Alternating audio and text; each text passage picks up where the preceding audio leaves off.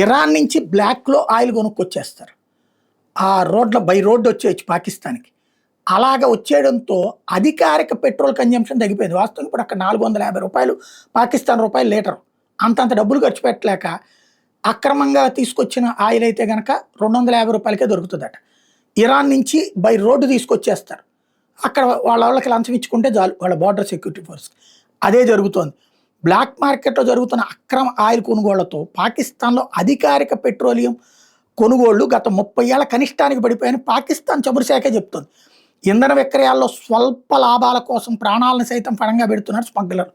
ఇరాన్లో యుద్ధం కారణంగా పాకిస్తాన్ పేద ప్రాంతాన్ని బలూచిస్తాన్లో స్మగ్లింగ్ భూమి పెరిగిపోయిందని అధికారిక లెక్కలు చెప్తున్నాయి. కొన్ని లక్షల లీటర్ల ఆయన్ని మోటార్ సైకిల్ మీద ఇరాన్ నుంచి పాకిస్తాన్కి అక్రమంగా తరలిస్తున్న కొందరు స్మగ్లర్లతో ఇది BBC లాంటి వాళ్ళు మాట్లాడి ఈ విషయాన్ని ప్రొజెక్ట్ చేసుకొచ్చారు.